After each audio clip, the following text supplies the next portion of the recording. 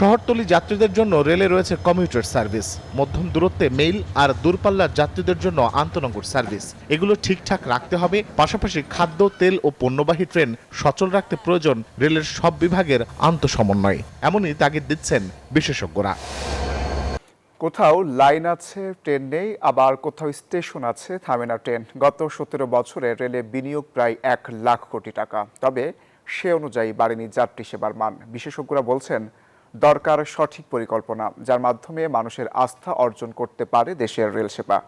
রেলের সংকট সম্ভাবনা নিয়ে রিশাদ হাসানের 4 পর্বের ধারাবাহিক প্রতিবেদনের শেষ কিস্তি আজ।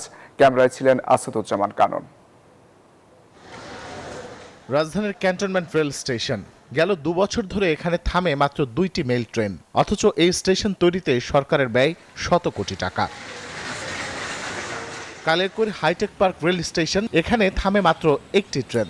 বিগত বছরগুলোতে রেল স্টেশন তৈরি, সেতু নির্মাণ, রেলপথ বৃদ্ধির মতো অনেক প্রকল্প নেওয়া হয়েছে, ব্যয় হয়েছে লাখ কোটি টাকা। ট্রেনের টিকিট পাওয়ার বিড়ম্বনা রয়ে গেছে আজও। অভিযোগ অনেক, তবু ট্রেনে যেতে মরিয়া সাধারণ মানুষ, কারণ নিরাপত্তা ও আরামদায়ক ভ্রমণ। বাসে গেলে বমি বমি ভাবে বেশি, এই জন্য সুস্থর কারণে এটা ট্রেনে যাওয়া চলে। লেলে যদি বালু সভা হইতো সব মানুষ লেলে যাইতো, কিন্তু লেলে তো আর বেশি বালু সভা হয় না, মোটামুটি বা রেলে নিরাপদ এখন যে বাই রুটের যে অবস্থা। মেল ও কমিউটার সার্ভিস নিয়ে অভিযোগ অন্তহীন। ট্রেনের কোচগুলো দেখলেই বোঝা যায় অসন্তোষের যৌক্তিকতা। এছাড়া শিডিউল বিপর্যয়ের ভোগান্তি যেন নিত্যসঙ্গী। বরাবর 1 ঘন্টা লেট করছে ট্রেনটা।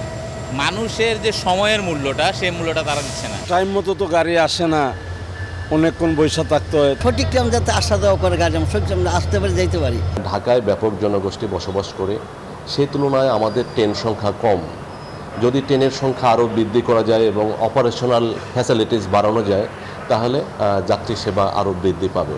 ঢাকার কমলাপুর রেল স্টেশনের যাত্রী পরিবহনের ক্ষমতা দৈনিক 40,000। নতুন করে লাইন বসানোর অবস্থা নেই। শহরতলি ও দূরপাল্লার যাত্রীদের সেবা দিতে এখানে হিমশিম দশা। উন্নতির জন্য আমাদের কিন্তু 5টা ফ্যাক্টর প্রয়োজন হয়। একটা যেমন ইঞ্জিনের প্রয়োজন হয়, কোচের প্রয়োজন হয়, দক্ষ লোকবলের প্রয়োজন হয়, আবার সিগন্যালিং সিস্টেমের প্রয়োজন হয়। রেলে রয়েছে অপার সম্ভাবনা, এখন প্রয়োজন রাজনৈতিক সদিচ্ছা।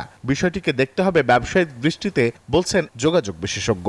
বহুমাত্রিক যোগাযোগ ব্যবস্থাপনার যে অপরচুনিটি আমাদের দেশে আছে, বিশেষ করে রেলপথে, এই অপরচুনিটি নিয়ে সরকারকে ভাবতে হবে। সরকারকে ভাবতে হবে যে রেলের বিকল্প আসলে অন্য পরিবহন হতে পারে না। যাত্রীদের চাহিদার কথা মাথায় রেখে মহাপরিকল্পনা সাজাচ্ছে সরকার, জানান রেল প্রতিমন্ত্রী। বর্তমান পরিস্থিতিকে সেবাটাকে সেই জন্য মিটারকে যে কাজটা করছি, বেসরকারি উদ্যোগকে আমরা উৎসাহিত করার কাজ করছি।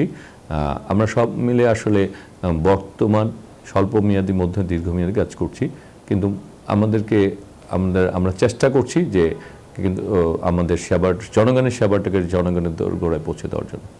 শহরতলি যাত্রীদের জন্য রেলে রয়েছে কমিউটার সার্ভিস, মধ্যম দূরত্বে মেইল আর দূরপাল্লার যাত্রীদের জন্য আন্তনগর সার্ভিস। এগুলো ঠিকঠাক রাখতে হবে। পাশাপাশি খাদ্য, তেল ও পণ্যবাহী ট্রেন সচল রাখতে প্রয়োজন রেলের সব বিভাগের আন্তঃসমন্বয়। এমনই তাগিদ দিচ্ছেন বিশেষজ্ঞরা।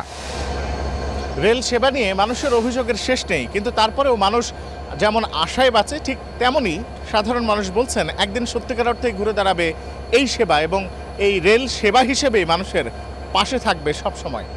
রিশাদ হাসান, নিউজ 24, ঢাকা।